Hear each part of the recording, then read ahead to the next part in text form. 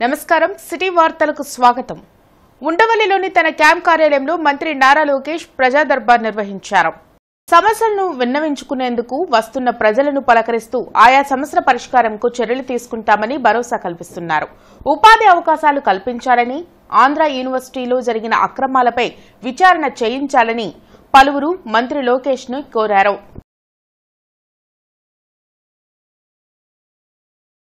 గుంటూరు తూర్పు నియోజకవర్గంలో ఎమ్మెల్యే నసీర్ విస్తృతంగా పర్యటిస్తున్నారు. 12వ డివిజన్లో డిప్యూటీ మేయర్ సజ్జీల స్థానిక నాయకులతో కలిసి ప్రజలు ఎదుర్కొంటున్న సమస్యలపై ఎమ్మెల్యే ఆరా తీశారు. రోడ్లు, డ్రైన్ల సమస్యల పరిష్కారంకు తగు చర్యలు తీసుకుంటామని హామీ ఇచ్చారు. గత 5 ఏళ్లలో నగరపాలక సంస్థ పరిధిలో ప్రజలకు మౌలిక వస్తువులు కూడా సరిగ్గా అందలేదని ఎమ్మెల్యే నసీర్ విమర్శించారు. రానున్న రోజుల్లో గుంటూరు తూర్పు నియోజకవర్గ అభివృద్ధికి ప్రణాళికతో ముందుకు సాగనున్నట్లు వెల్లడించారు. ముఖ్యంగా ఈ 12 డివిజన్లో గత కొంతకాలంగా డ్రైనేజ్ వ్యవస్థ సరిగ్గా లేకపోవడంతో వెంటనే పనులు ప్రారంభించడం జరిగింది. దాంతోపాటు పైప్ లైన్లన్నీ గతంలో ఉన్నటువంటి పైప్ లైన్లు సరిగ్గా లేకపోవడంతో కొత్త పైప్ లైన్ని వేసేటువంటి కార్యక్రమాన్ని కూడా ప్రారంభించుకోవడం. ముఖ్యంగా ఎప్పుడు కూడా రద్దీగా ఉండేటువంటి పట్నం బజార్ ప్రాంతంలో కొన్ని రోడ్లు మరీ సరిగా లేకపోవడంతో వాటినన్నింటిని కూడా వెంటనే ప్రారంభించాలని చెప్పి కూడా అధికారులను ఆదేశించడం జరుగుతుంది. గుంటూరు నగరంలో ఎప్పుడు ఎవరికి ఎటువంటి ఇబ్బంది వచ్చినా, ముఖ్యంగా పట్టణానికి సంబంధించి పరిపాలన గురించి ఎవరికైనా అవసరమైనటువంటి కార్యక్రమాలు చేయడానికి మేము, మాతో పాటు కార్పొరేషన్ సిబ్బందితో పాటు కార్పొరేటర్లు, తెలుగుదేశం, జనసేన కూటమి నాయకులు, బీజేపీ నాయకులు అందరూ కూడా కూటమి ప్రభుత్వ పాలనలో ప్రజలు సంతోషంగా ఉంటారని ఎమ్మెల్యే గల్లా మాధవి అన్నారు. ఉచిత ఇసుక విధానాన్ని ప్రభుత్వం అమలు చేయడాన్ని హర్షిస్తూ సీఎం చంద్రబాబు ఫ్లెక్స్ కు గల్లా మాధవి ఆమె కార్యాలయంలో పాలాభిషేకం నిర్వహించారు. గత వైసీపీ పాలనలో ఇసుకను అడ్డుపెట్టుకుని ఆ పార్టీ నాయకులు కోట్లు దోచుకున్నారని మండిపడ్డారు. ఇసుకను బ్లాక్ చేయడం వల్ల పనులు లేక భవన నిర్మాణ కార్మికులు రోడ్డెక్కిన విషయాన్ని గుర్తు చేశారు. ఎన్నికల్లో ఇచ్చిన ప్రతి హామీని దశలవారీగా సీఎం చంద్రబాబు అమలు చేయడం సంతోషంగా ఉందని గల్లా మాధవి అన్నారు. అలాగే అసెంబ్లీలో నారా భువనేశ్వరిపై వల్లభనేని వంశీ చేసిన వ్యాఖ్యలను ఇప్పుడు మేయర్ కావటి తప్పుపట్టడం హాస్యాస్పదంగా ఉందని పేర్కొన్నారు. గడిచిన 5 ఏళ్లలో ఎన్ని రకాలైన ఈ యొక్క ఇసుక దందాతో, ఇసుక మాఫియాతో ఎంతమంది ఇబ్బందులు పడ్డారో మనం చూస్తూ వచ్చాము. ఎక్కడ ఎవరికి పనులు లేక పక్క రాష్ట్రాలకి వలసలు వెళ్ళిపోయిన పరిస్థితులు కూడా మనం గమనించాము. ఇసుకని ఇప్పుడు మనం ఉచితంగా ఇస్తున్నారు. అందులో కూడా ట్రాన్స్పరెన్సీ మెయింటైన్ చేస్తున్నారు. కంప్లీట్గా డిజిటలైజేషన్ ద్వారానే మనం ఈరోజు ఇసుకని కొనుగోలు చేసే విధి విధానాన్ని తీసుకురావడం జరుగుతుంది. కావటి మనోహర్ నాయుడు గారు భువనమ్మ గారిని మన అసెంబ్లీలో వల్లభనేని వంశీ గారు కించపరిచే విధంగా మాట్లాడారు అని ఈరోజు గుర్తు చేసుకున్నారు. మరీ 5 ఏళ్ల తర్వాత గుర్తు చేసుకోవడం చాలా హాస్యాస్పదంగా అనిపిస్తూ ఉంది. ఇసుకను ఉచితంగా ఇస్తూ రాష్ట్ర ప్రభుత్వం జీవో విడుదల చేయడం సాధ్యసిద్ధమైన కార్యక్రమమని ప్రతిపాడు నియోజకవర్గ ఎమ్మెల్యే బూర్ల రామాంజనేయులు అన్నారు. సాయిబాబా రోడ్లోని క్యాంప్ కార్యాలయంలో రామాంజనేయులు మీడియాతో మాట్లాడుతూ ఉచిత ఇసుక ద్వారా లక్షల మంది భవన నిర్మాణ కార్మికులకు పని దొరుకుతుందన్నారు. వైసీపీ ప్రభుత్వంలో జగన్ తన బినామీలకు ఇసుక కాంట్రాక్టులు ఇవ్వడంతో కోట్ల రూపాయలను దోచుకున్నారని ఆరోపించారు. ఇసుకలో గత 5 సంవత్సరాలుగా 50,000 కోట్ల రూపాయలకు పైగా దోపిడీ జరిగిందన్నారు. ఉచిత ఇసుకకు జీవో ఇవ్వడం ద్వారా ప్రజలందరూ తమ నిర్మాణాలను పూర్తి చేసుకునేందుకు అవకాశం ఉంటుందన్నారు. వైసీపీ విధానాలతో నష్టపోయిన కుటుంబాలను టీడీపీ ప్రభుత్వం ఆదుకుంటుందన్నారు. ఉచిత ఇసుకతో ప్రజలు లబ్ధి పొందేలా చర్యలు తీసుకుంటామన్నారు. ప్రతిపాడు నియోజకవర్గ పరిధిలో గుంటూరు ఛానల్ పొడిగింపు, రోడ్ల నిర్మాణాలను పూర్తి స్థాయిలో కృషి చేస్తామన్నారు.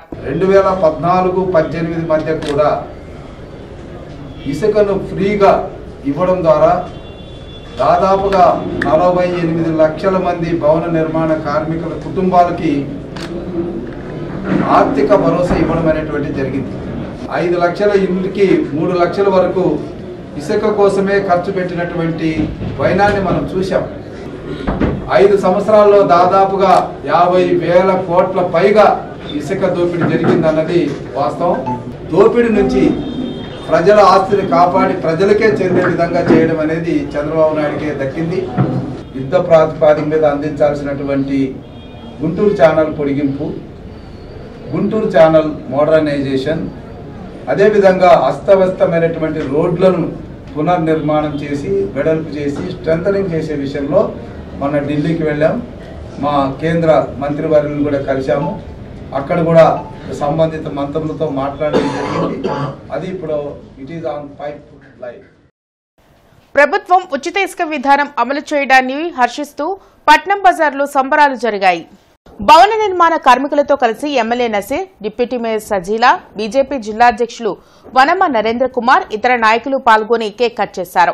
గత వైసీపీ పాలనలో ఇసుక అందక భవన నిర్మాణ కార్మికులు పనులు లేక రోడ్డెక్కారని, ఇప్పుడు ఆ పరిస్థితి ఉండదని ఎమ్మెల్యే నసీర్ అన్నారు. ఉచిత ఇసుక విధానం అమలు చేసి ఎన్నికల హామీల్లో చంద్రబాబు ఇచ్చిన మాటను నిలబెట్టుకున్నారని చెప్పారు. అంటే రాష్ట్రంలో ఉచిత ఇసుక ఇవ్వడం వల్ల కార్మికులు గత 5 సంవత్సరాల నుంచి ఇబ్బంది పడినటువంటి అనేక రంగాలకు సంబంధించినటువంటి, ముఖ్యంగా కన్స్ట్రక్షన్ ఫీల్డ్లో ఉన్నటువంటి కార్మికులు, ప్లంబర్లు కానీ, పెయింటర్లు కానీ, తాపీ మేస్త్రులు కానీ, అలాగే అన్ని రకాల పనులు చేసేటువంటి వాళ్ళు అనేక రకాలుగా ఇబ్బందులు పడేటువంటి పరిస్థితులు. ఈరోజు ప్రభుత్వం ఉచిత ఇసుక ఇవ్వడం వల్ల ఈరోజు మేము ఇక్కడ గుంటూరు నగరంలో ఎవరైతే పొద్దున్నే లేచి కార్మికులుగా ఉన్నటువంటి వాళ్ళు వచ్చేటువంటి సెంటర్కి వస్తే వీళ్ళలో ఒక ప్రత్యేకమైనటువంటి ఆనందం కనిపిస్తూ ఉంది. రాష్ట్రంలో ఎక్కడ చూసినా కూడా అభివృద్ధి ముందుకు సాగేటువంటి విధంగా పాలసీ తీసుకొని ఇసుక ఉచితంగా ఇవ్వడం అనేది గొప్ప విషయంగా భావిస్తూ చంద్రబాబు నాయుడు గారు ఈ ఆలోచన చేసినందుకు ఆయనకు ప్రత్యేకమైనటువంటి ధన్యవాదాలు తెలుపుతూ, అమరావతి రాజధాని రైతుల ఉద్యమం రాష్ట్ర రాజకీయాలను కీలక మలుపు తిప్పిందని సిపిఐ రాష్ట్ర సహాయ కార్యదర్శి ముప్పాల నాగేశ్వరరావు అన్నారు. లక్ష్మీపురంలో ముప్పాల నాగేశ్వరరావు మీడియాతో మాట్లాడుతూ అమరావతి రాజధాని ఉద్యమంలో కీలక పాత్ర పోషించిన నాయకులకు ఆయన అభినందనలు తెలిపారు. అమరావతి ఉద్యమంలోనే కాకుండా గత 5 సంవత్సరాలుగా ప్రజా సమస్యలపై సిపిఐ అలుపెరగని పోరాటం చేసిందన్నారు. రానున్న రోజుల్లో రాష్ట్రానికి కేంద్ర బిందువుగా అమరావతిని అభివృద్ధి చేయాలని ముప్పాల నాగేశ్వరరావు కోరారు. మరి మద్దతు ఇచ్చినటువంటి పార్టీలన్నిటికీ కూడా వారు కలిసి చెప్పడము అభినందించదగిన విషయము. దీన్ని అమరావతిని దాని నిర్మాణానికి కావలసినటువంటి కృషిలో ప్రభుత్వాలు తీసుకునే మంచి నిర్ణయాలకి సిపిఐ పార్టీ ఎప్పుడూ ఉంటుంది.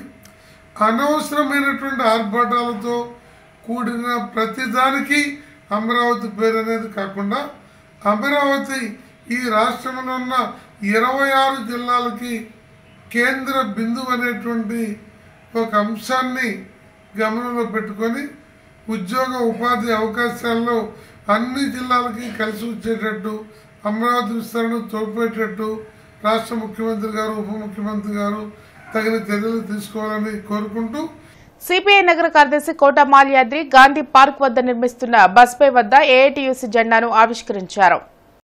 నగరంలో కనీసం ఆర్టీసీ బస్సులు లేకపోయినప్పటికీ బస్పై నిర్మించడానికి నగరపాలక సంస్థ అధికారులు పర్మిషన్ ఇవ్వడం, అలాగే గతంలో నిర్మించిన బస్ షెల్టర్లను తొలగించడం దుర్మార్గమని ఆయన అన్నారు. అలాగే స్థానికంగా గాంధీ పార్క్ వద్ద వివిధ వృత్తులలో జీవనం కొనసాగించుకుంటున్న వారందరూ జీవనోపాధి కోల్పోతున్నారని, కనుక అవసరం లేని బస్పేలను నిలుపుదల చేయాలని, ఇప్పటికే స్థానికులు కోర్టును ఆశ్రయించారని, కోర్టు స్టే విధించిందని తెలిపారు. అలాగే గాంధీ పార్కును నూతన హంగులతో ప్రారంభించిన తర్వాత అక్కడ పార్కింగ్ స్థలం లేని పరిస్థితి అని తెలిపారు. బస్పై నిర్మాణాన్ని చేపట్టడం అధికారులు కాసుల కక్కుర్తికి నిదర్శనమని అన్నారు. వెంటనే బస్పై అనుమతులను రద్దు చేయాలని, లేని పక్షంలో నగర వ్యాప్తిత ఉద్యమానికి శ్రీకారం చుడతామని అన్నారు. చిరు వ్యాపారం